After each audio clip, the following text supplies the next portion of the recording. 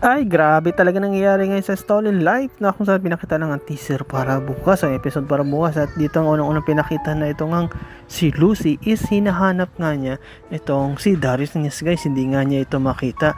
At nung nakita nga niya si Marites at Poging Guardia is tinanong niya ito kung nasaan, kung nakita ba niya si Darius. At sinabi naman ng guard na tila hesitate pa nga siya kung sino yung kasama niya o saan siya pumunta. Ngunit sinabi rin niya na nandun lang, nakita ko na kasama nga niya itong si Ma'am Farah. Yes guys, ito ay pinakita no, na itong si Farah is binitbit ni Darius kasi tila nahilo nga ito, nagpapanggap na buntis, kaya dinala nga ito sa kwarto niya. And yes guys, pagdating doon sa kwarto is ginawa niya, hinaras niya itong si Darius. And yes guys, sinalikan niya ito. At pumapalag nga itong si Darius, ngunit wala rin siyang magawa kasi nga punersa siya nito nga ni Farah na magalikat sila at may mangyari sa kanila. Yes guys, ipinakita nga na ito nga si Lucy is may nakitang panty doon sa may parang basurahan, no? At sabi nga nila, Kadiri, kanino kaya yan? At kinuha nga ito ni Lucy.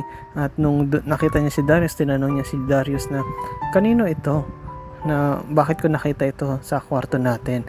And then ito namang si Darius tila hindi makapagsalita at parang mahuli na siya sa kanilang ginawa na meron nangyari nga uli dito kay Darius at kay Farah. Pero ang tanong dyan guys is, magiging successful ba itong si Farah para nga kunin itong si Darius at itong si Cheska at yung baby nila, at para nga maiwan itong si Lucy, o baka naman ginagawa lang ito ni Farah talaga para pagselusin itong si Lucy at makaganti siya at makuha niya lahat ng kayamanan ng mga rigor, lalong lalo na itong asawa niyang si Darius.